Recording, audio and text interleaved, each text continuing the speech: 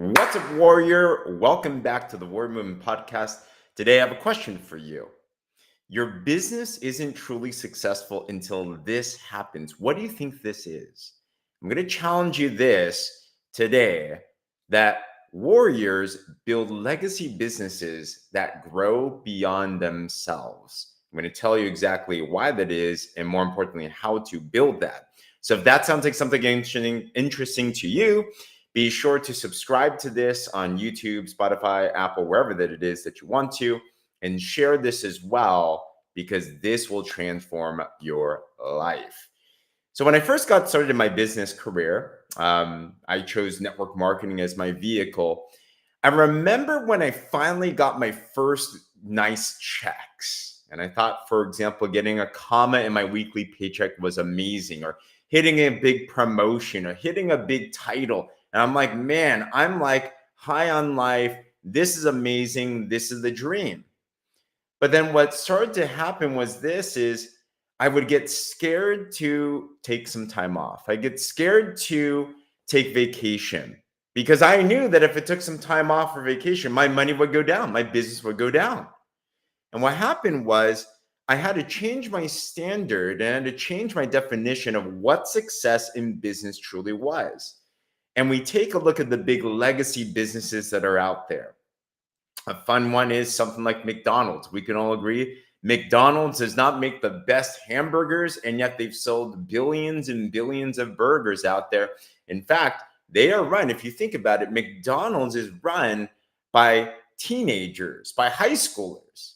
So when we're talking about legacy businesses, there are principles to building a legacy business that far outlast yourselves.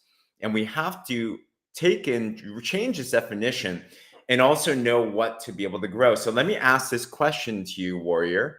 Do you want your business to outlast you? Do you want a multi-generational business? Do you want something that your children and your children's children will be able to have? If so, put legacy in the comments below.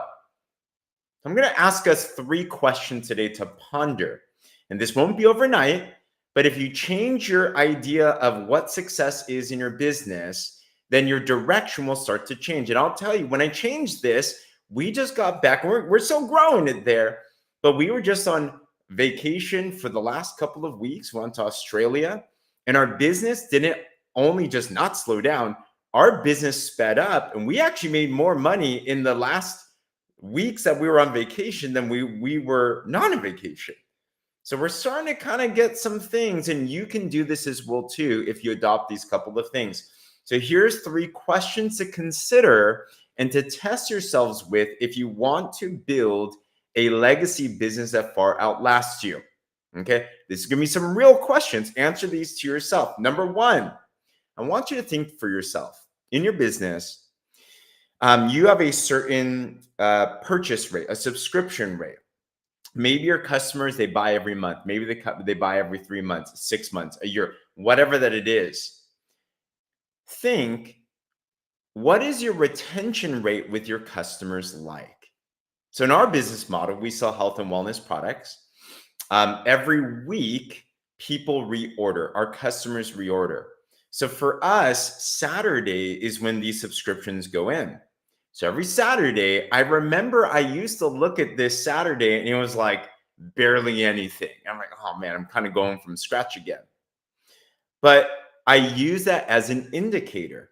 And I think, all right, what is my reorder rate? What is my subscription rate? What is my customer retention? Are our customers happy with your product, happy with their service, that they're actually reordering? Because that's legacy right there. So now I'm looking at my Saturday. I'm like, all right, I see it starting to creep up. It's super important that you monitor this because if you want to build a multi-generational legacy business, Warrior, well, we got to make sure, what is our retention like? So number 1, what is your customer retention like? Some of us might like what we see. Some of us might look at this and it might feel like that scale that you don't want to step on because you're like, oh, gosh. Let it bother you.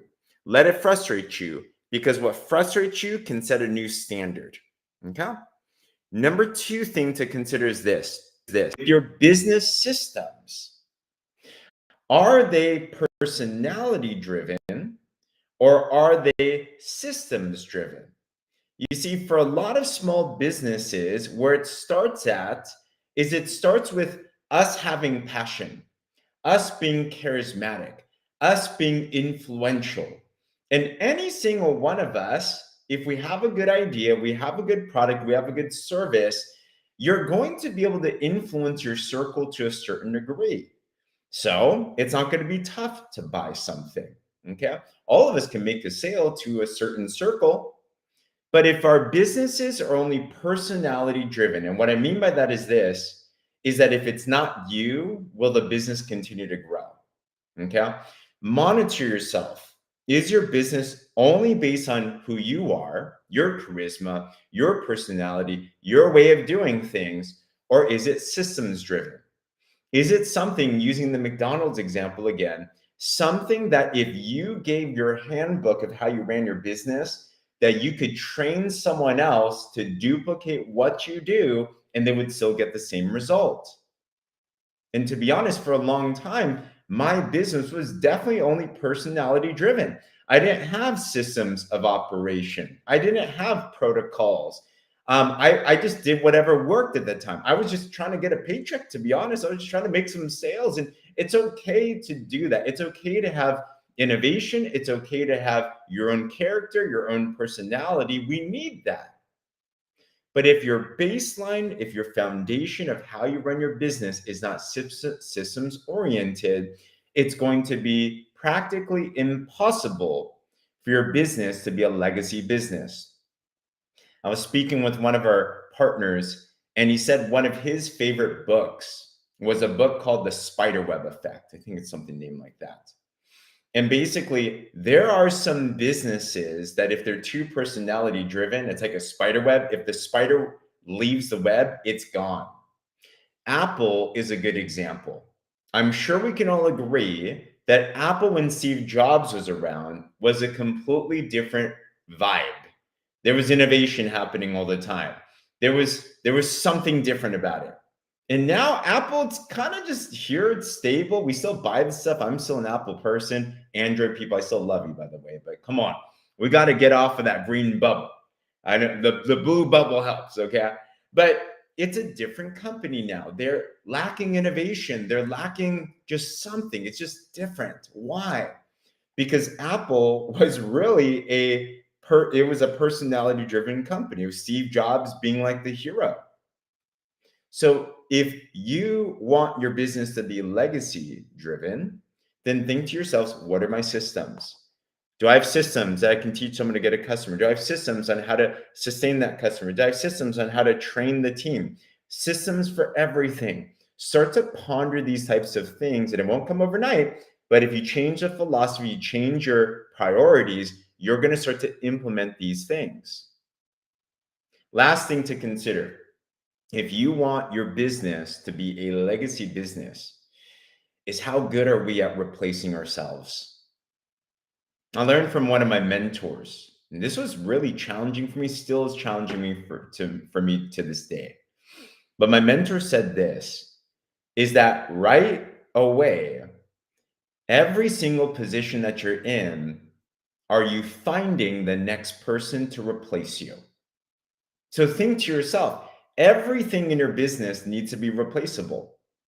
You might be really good at something, and this is a struggle because typically in our businesses, we think to ourselves, we're the best. We're the only one that can do this. There's a saying, if it were to be, it's up to me. And yes, we need to be hands-on, and yes, we should lead from the front. But if our mindset stays there, we're never going to be able to duplicate. We're never going to be able to pass this down. We're never going to be able to expand and build a legacy business. And the honest truth is this, let's just think about this logically, okay? I think I'm really good at some certain things, but just think about this statistically, right? There's 8 billion people in the world. What are the odds that there's somebody out there that could be better at what you do than you? Could there be somebody better on posting on social media than you? Could there be someone better at presenting than you? Could there be someone better at training than you, than selling than you, than promoting than you? the odds are pretty high. Now, I believe God has a unique call in every single one of our lives. I believe we're all different. We're gifted and talented in different ways. And we do have a unique call that only you have. But for most of the things that we do in our business, it's typically something that someone else can actually take, and they can take it and make it better. And warriors, we need to have the humility and the healthy ego to realize that we don't have to be the best, and we're probably not going to be the best. I believe as leaders, we should strive to be the best. I believe we should strive to lead by the front. But I also believe that we should be scouting for people that can be better than us, passionate, more passionate than us in the things that we do. And the moment that we scout them out, are you ready to equip them so they can actually take your job? You want to become replaceable. You don't want to stay irreplaceable. You want people to take on what you do, and you have to pick right. So, are you constantly thinking, who's next? Are you constantly thinking, who's going to take my job? Are you constantly scouting out for the next generation, equipping them, and allowing them opportunities to be able to rise? Now, sometimes you're going to pick wrong. We'll go over in future conversations on finding leaders, equipping leaders, and all of that. Sometimes you're going to pick wrong, but sometimes you're going to pick right. And when you do, I'm telling you, they're happy, you're happy, because you now see that your business is now expanding. The reality is we only have 24 hours in a day, and we can only do so much. So if you want a legacy business that outgrows and outlives you, we have to do this. So let me recap these 3 questions. Number 1, how is your customer retention? Is it growing? Is it increasing? Or is that something we need to work on? Number 2, is your business personality driven or is it systems driven? Can you pass it on? And number 3, are you replacing yourself? Are you finding new leaders? Are you finding people to take what you do to the next level? If you do these 3 things and you focus on them, you will see how you give it some time. It won't be overnight, but you give it a year, 3 years, 5 years, 10 years, you will eventually come to a place when you look at your business and you realize, wow, it doesn't even matter if I'm here or not. This business has far outgrown who I am. In fact, your business is going to grow so much that sometimes you could be a detriment to your business. You got to get out of the way. But if you want to have true success that outlasts you, it's important that we start with the end in mind and we shift this. Because the biggest enemy to great is good. And my challenge to you today, warrior, is this: don't let good be good enough. Don't let a good promotion get to your head. Don't let a good paycheck get to your head. Don't let a good streak get to your head. Change the standard, up the standard to think success is when there's a legacy that far outgrows myself. And if you do that, everything is going to change for you. So ending with this, I want us to think to ourselves, there's going to be a time that we're going to breathe our last.